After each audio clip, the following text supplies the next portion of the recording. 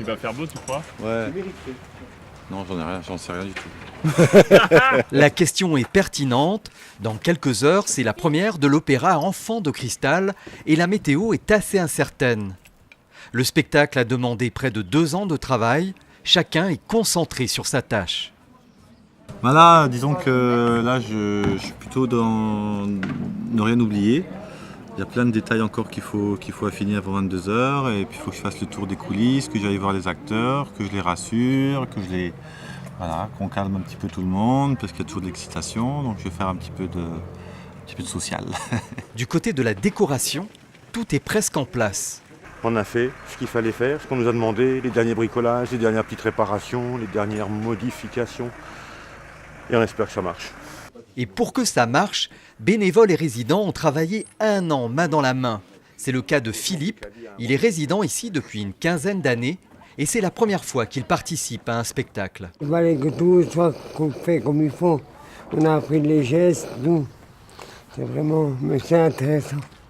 Mais vraiment, c'est long.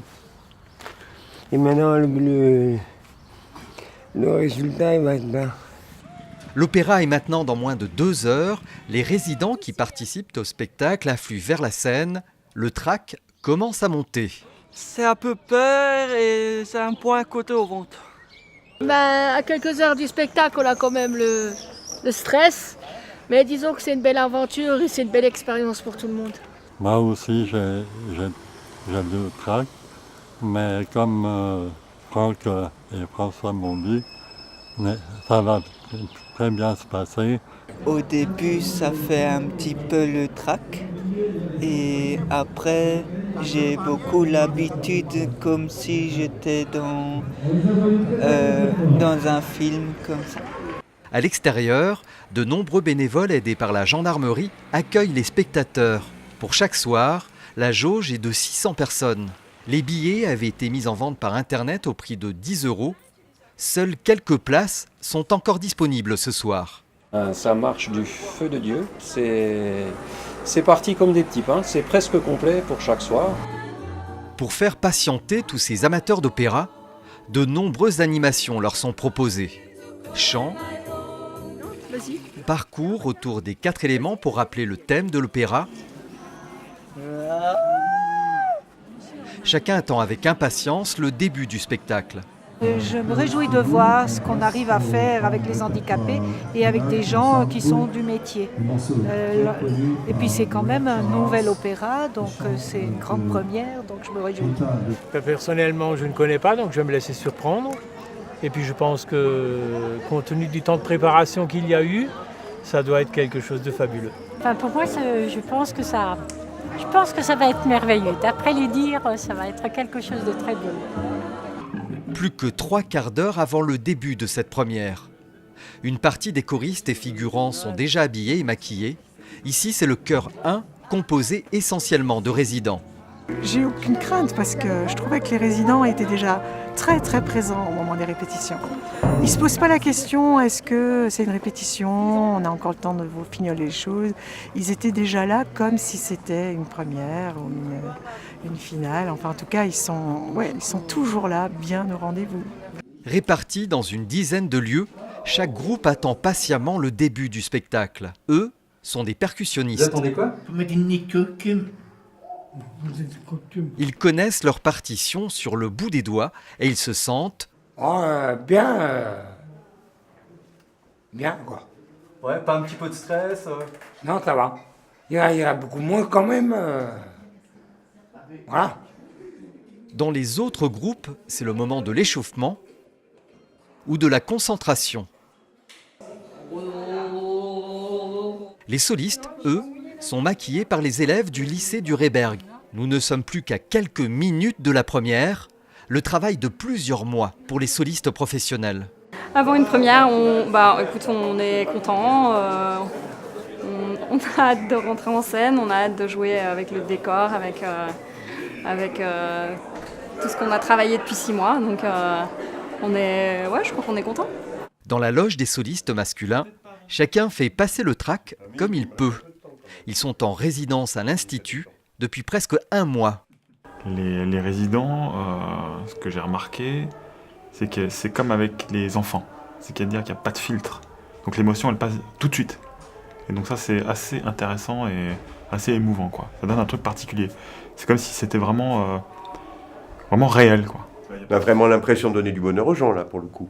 On verra bien si ça marche avec le public, mais moi, avec les personnes qui sont sur le plateau, c'est génial, quoi. Donc on va essayer de faire de notre mieux, voilà.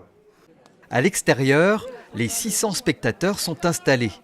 Mais la pluie s'est invitée. Prévu, il pleut quelques gouttes maintenant qui ne vous dérangent pas, vous, mais qui dérangent les musiciens qui ne peuvent pas sortir avec leur violon.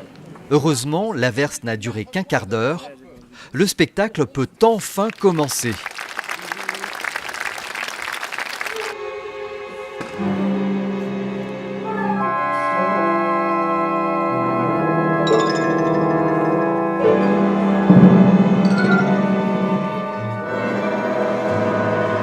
L'histoire commence dans un univers en harmonie, où brille un cristal qui maintient la concorde entre 4 mondes, celui de la terre, de l'eau, de l'air et du feu.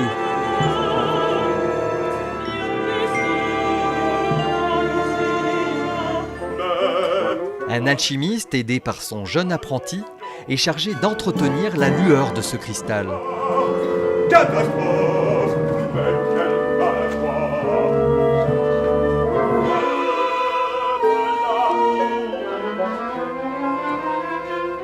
Or, cet apprenti, par une expérience malheureuse, rompt cet équilibre et le cristal s'éteint, engendrant le chaos. C'est sur toi que repose le nouvel équilibre. L'alchimiste lui révèle alors qu'il est fils du cristal et qu'il a 4 frères et sœurs, habitant chacun dans un des 4 mondes. Pour rallumer le cristal et retrouver l'harmonie, il lui faut donc les réunir.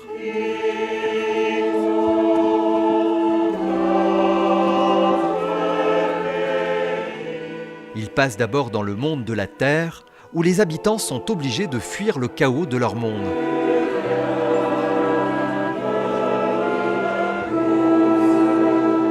Quintus, l'apprenti, va y découvrir son premier frère.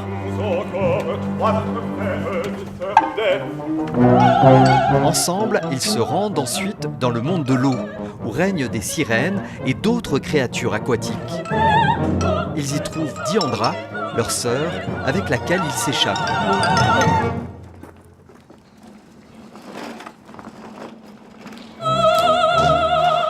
Tous les 3 gagnent le monde de l'air.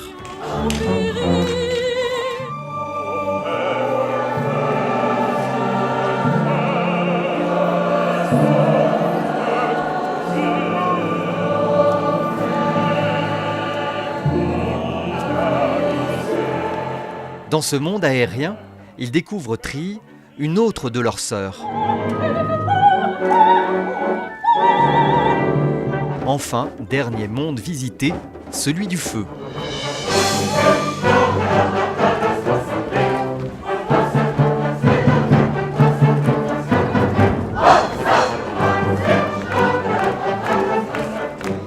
Dans cet univers, il terrasse un dragon, duquel émerge Phyros, le 5e enfant du cristal.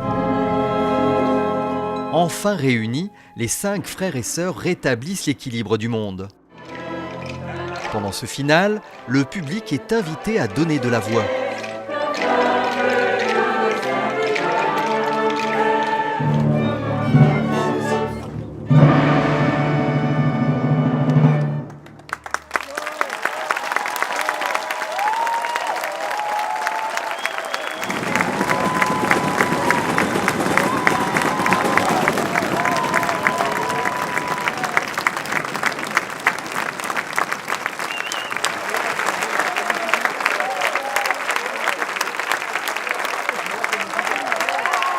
Magnifique.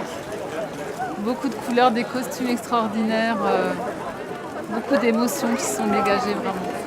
Je pense qu'il y a des gens qui ont souffert parce que c'est contemporain, mais l'ensemble était tellement bien fait que je pense que ça a un impact quand même. C'était magique, féerique, et c'est émouvant et touchant. Et c'était beau. Vous en aviez déjà vu des opéras comme ça? Ah non, jamais aimé les opéras, moi. Et maintenant, j'aime l'opéra. Cette première est aussi l'occasion de rappeler que ce spectacle a été créé pour les 125 ans de l'Institut Saint-André et les 25 ans de l'association Adèle de Globitz.